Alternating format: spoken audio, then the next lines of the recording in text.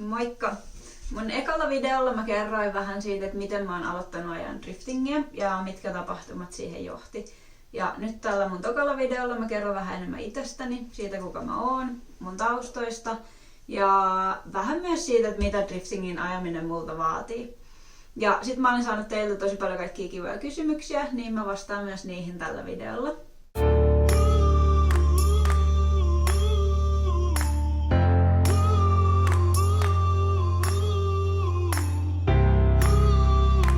Okei, mutta oli kysytty, että mistä mä oon kotoisin. Ja mä oon syntynyt Helsingissä, asunut suurimman osan elämästäni pääkaupunkiseudulla.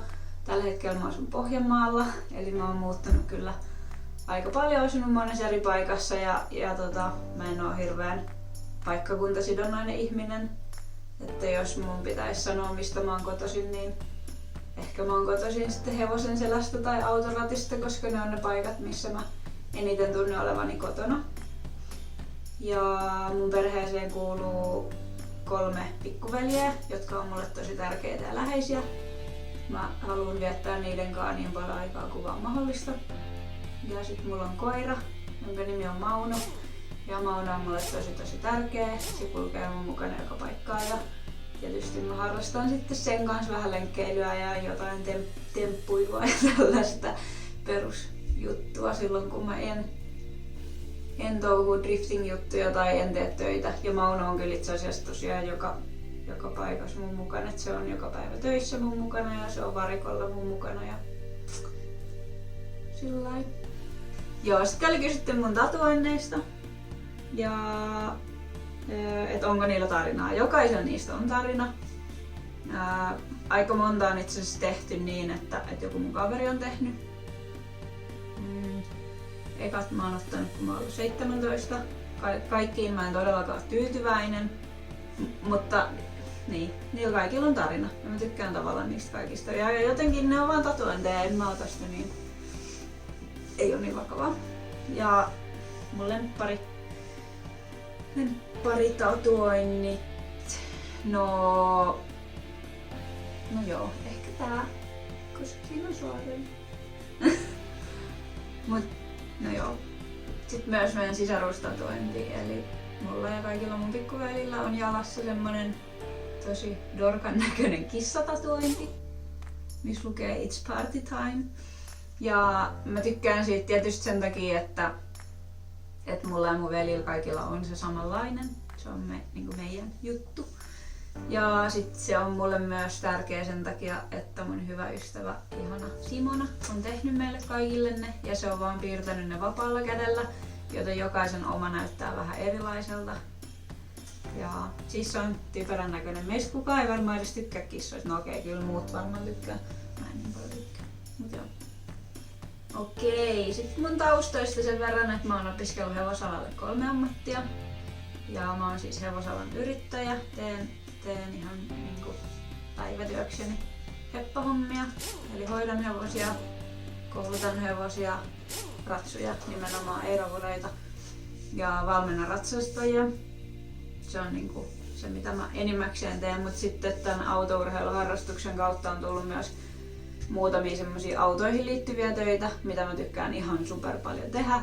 Esimerkiksi nyt talvella, itse asiassa kohta taas alkaa BMW tämmönen talviajokoulu, mistä mä tuun kyllä tekemään kanssa vähän videoa. Mutta joo, siis ihan päivätyökseni teen heppahommia. Sitten mä oon opiskellut myös autoalaa, mutta mä en oo ikinä halunnut tehdä autonosentajan töitä niin päivätöikseni. Et mä opiskelin ihan puhtaasti sen takia, että mä saisin itse korjata niitä omia romujani. Tai että mä edes ymmärtäisin vähän, että niin mikä voi olla vialla. Mähän on siitä vähän ehkä syntinen driftingin harrastaja, että mä en oo hirveän innostunut siitä rakentelusta. Se on mulle niinku semmonen välttämätön paha, että sitä autoa on pakko rakentaa ja ruuvata, että sillä voi ajaa kilpaa. Mä ihan puhtaasti harrastan tätä vaan ajamisen takia ja mä kyllä voin myöntää sen, että mua ei niinku sinänsä kiinnosta se ruuvaaminen. Ja mä tiedän, että tosi moni harrastaa sen takia, että saa niin vapaasti virittää ja rakentaa kaikkea ja se on niiden mielestä mahtavaa. Ja siis kyllähän mäkin tykkään viettää niinku tallilla, autotallilla ja hevostallilla aikaa, mutta jos mä en ajais, niin ei mä kiinnostaisi niinku pelkästään mikään rakentelu. Mulle se ajaminen on se juttu. Ja tietysti jokainen saa mun mielestä harrastaa ihan tavallaan, että ei se ole multa pois, jos joku haluaa vaan ruuvata. Eikä se ole niiltä ruuvaajilta pois, että mä haluan vaan ajaa. Okei, sitten oli kysytty, että no mitä mä teen silloin, kun mä en touhu driftingin parissa. Ja no silloin mä teen töitä. Mä en oikeastaan tee mitään muuta kuin töitä, koska tää on niin kallis harrastus, että niinku, jos mä haluan ajaa, niin mun on tehtävä paljon töitä. Mä en oo mistään rikkaasta perheestä tai mitään sellaista. Ei oo isiä, joka maksaisi mulle tätä harrastusta. Enkä mä toisaalta haluakaan. Että, niin. Kun mä en touhu driftingin parissa, niin mä teen töitä. Ja välillä mä näen mun kavereita. Mutta yleensä silloinkin se homma liittyy joko hevosiin tai autoihin. Ja suurin osa, tai ehkä kaikki mun kaverit on jomman kumman lajin kautta.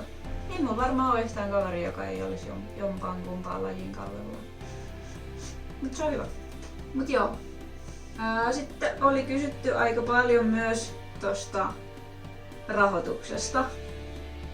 Että miten mä rahoitan tän. Ja paljonko driftingin harrastaminen kuukaudessa maksaa. No siihen en mä osaa vastata siihen, koska sehän nyt riippuu tietysti niin paljon siitä, että kuinka monta kertaa sen kuukauden aikana sä käyt ajamassa ja mitä kaikkea hajoaa. Hajoako sulla moottori vai laatikko vai eikö hajoa ehkä mitään. Ja sataako joka päivä vettä vai onko joka päivä kuivaa, että kuinka paljon sulla menee renkaita. Et siihen on mahdoton vastata mun mielestä. Mutta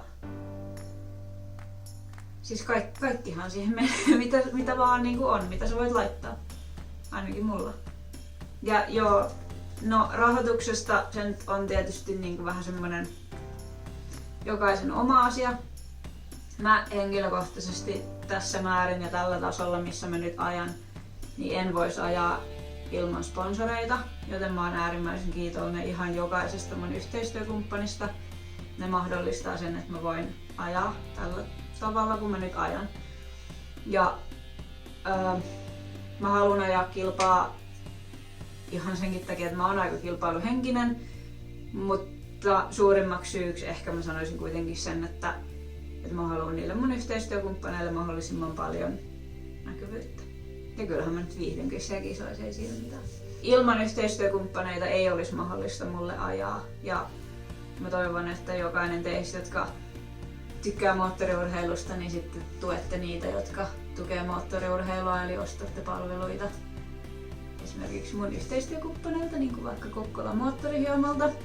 Okei, tuohon rahoitukseen ja budjettiin liittyen mä voisin sanoa vielä sen verran, että tätäkin lajia voi tehdä tietysti niin monella eri tavalla ja monella erilaisella budjetilla. Ja jotkut voi olla sitä mieltä, että jos sulla ei ole rahaa laittaa siihen tosi paljon ja panostaa ja tehdä kaikkea niin kuin äärimmäisen hyvin, niin sit sun ei pitäisi tehdä. Mutta mä oon eri mieltä, mä oon sitä mieltä, että jokainen tekee niin kuin siinä määrin, mihin ne omat rahkeet riittää. Et kyllähän mäkin tiedän, että mä voisin tehdä monta asiaa paremmin, jos mä olisin vaikka lottovoittaja, mutta mä en oo. Niin mä teen sitä niin kuin sillä tasolla ja siinä määrin, kuin mihin mun rahkeet riittää. Ja se riittää mulle. Ja sitten toinen juttu, että siis sehän on vaan hyvä, jos joku pääsee tavallaan helpommalla siitä asiassa. Niin kuin ei se auta mua. Eikä se ole multa pois, miten muut sen tekee. Sillä ei ole niin kuin mun elämän kannalta merkitystä. Rahoituksesta ehkä vielä mä haluan sanoa sen verran, mikä mua välillä harmittaa, kun monet tulee mulle sanomaan, että kyllä nekin ajaisi, jos ne vois. Ja kyllä nekin niin kuin haluaisi, mutta kun ei ole mahdollista ja tälleen. Ajatellen moottoriurheiluharrastusta, niin mä en ehkä ole lähtöisin ihan parhaista lähtökohdista. Mutta en mä ole myöskään huonoimmista. Mutta siis niin kuin mun mielestä tosi paljon kiinni vaan siitä, että jos sä haluat sitä tarpeeksi, niin sä keksit kyllä keinon. Koska niin kun, silloin kun mä aloitin ajamaan, niin mä olin tehnyt vähän aikaa aiemmin konkurssin. Ja mulla oli jalka poikki. Ja silti mä pystyin hankkimaan kilpa-auton ja alkaa ajaa kilpaa. Siis mä en olisi voinut ajaa metriäkään, jos en mä olisi hankkinut heti sponsoreita. Joten mä siis hankin jo sponsoreita ja olin päättänyt alkaa ajaa kilpaa ennen kuin mä olin edes pystynyt ajaa metriikään sillä mun uudella kilpa-autolla, koska mä olin kepeillä, mun jalka oli siis ihan paskana vielä siinä vaiheessa, mutta mä olin päättänyt ja sitten mä tein niin. Ja se meni ihan ok. Mut joo, siis tosta niinku rahoituksesta ja siitä, että jos vaan niinku sitä tarpeeksi haluu. Ehkä siihen liittyy vähän sit toi kysymys, mitä multa oli kysytty, että mistä mulla niinku riittää energiaa touhuta ja olla liikkeessä koko ajan ja tehdä niin paljon töitä. Ja ehkä mä sanoisin, että se on siitä, että kun sitä vaan haluu tarpeeksi. Et välillä, totta kai mä oon välillä tosi väsynytkin, mutta sitten mä vaan mietin, että haluanko mä mieluummin ensi kesänä ajaa yhden päivän enemmän Soarerilla vai haluanko mä nyt mennä tuohon sohvalle makaan. Niin sit mä kyllä haluan mennä mieluummin tekemään töitä ja ajaa ensi kesän yhden päivän enemmän. Että niin. En mä tiedä, kun tekee sitä mistä tykkää. Mähän totta kai mä tykkään mun työstäkin hevosten kanssa koko päivä touhuta, mutta siis eihän se nyt esimerkiksi jossain räntäsateessa joku 16 tunnin työpäivä tuo ulkona, niin ei se nyt aina ihan niinku maailman parasta ole. Ja sitten paitsi on paljon aloja, mistä saisi parempaa palkkaa, mutta mä tykkään tehdä tätä työtä.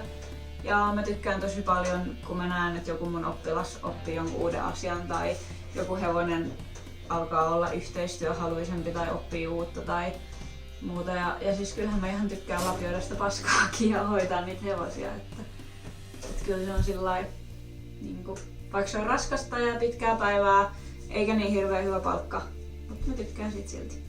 Ja sit mä oon hyvin vahvasti sitä mieltä, että jokainen on vastuussa omasta onnellisuudestaan. Eli jos mä en oo tyytyväinen johonkin juttuun mun elämässä, niin sit mun pitää itse tehdä asioita ja muuttaa sitä. Eli niin, sillä jaksaa kun on päämäärä selvillä. Ja joo, silloin kun mun uutta tai tätä nykyistä autoa rakennettiin ekan kerran, niin mä tein 3 työtä yhtä aikaa. Ja no esimerkkinä, että jos vaan tarpeeksi haluu, niin sitten on valmis tekee ehkä aika paljon sen eteen, koska mä oon aika ujo ihminen ja mä vihaan puhua puhelimessa. Siis mä inhoan sitä. Joku jos on joskus yrittänyt soittaa mulle, niin tietää, että mä en välttämättä vastaa, koska mä en tykkää puhua puhelimessa. Mut joo, mä tarvitsin rahaa. Soareri rakennettiin ja periaatteessa mä olin valmis tekemään niin kuin mitä vaan, että mä saan riittävästi rahaa kasaan. Ja sitten mä tein 3 työtä ja yksi niistä oli puhelinmyyntiä.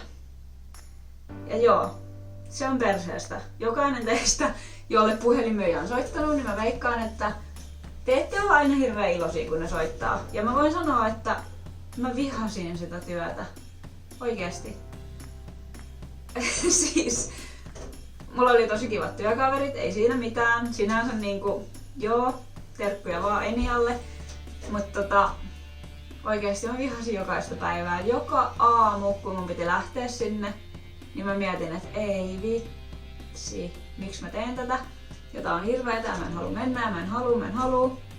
Mut sit mä vaan ajattelin, että okei, että jos mä en mene, niin sit mä en vaan ajaa. Niin se niinku riittää mulle motivaatioksi aika moneen asiaan. Mut joo, vuoden verran mä olin myös puhelinmyyjänä. Tein samaan aikaan 2 muutakin työtä. Eikä nekään ollut niin kauhean hohdokkaita, mutta mä sain sen auton rakennettua ja mä pääsin ajamaan. Joten oli se sitten kuitenkin sen arvosta. Okei, no sitten oli aika monta kysymystä, mihin kaikki mä voin vastata yhdellä sanalla. Ne kysymykset oli, että onko mulla poikaystävää, aletaanko seurustella, mennäänkö naimisiin, onko mulla lapsia, onko mä lesbo, olikohan vielä muita, perustetaanko perhe, se oli kans yksi. Mut joo, vastaus näihin kaikkiin on ei. Ei. Okei, sitten oli kysytty, että voinko mä tehdä Mantasta videoa, ja joo, mä aion ehdottomasti tehdä Mantasta videoa siitä, että mitä kaikkea sille on tässä meidän yhteisten vuosien varrella tehty. Sitten mä teen Soarerista kanssa vähän rakennusvideoa, mä teen sieltä talviajakoulusta videoa, kaikenlaisia kivoja juttuja tulossa. Ja sitten aika pian onkin jo huhtikuu, ja sitten pääsee ajan Soarerilla. Tai ainakin mä toivon, että huhtikuussa pääsee jo treenaamaan. Jes, mut nähdään seuraavalla videolla.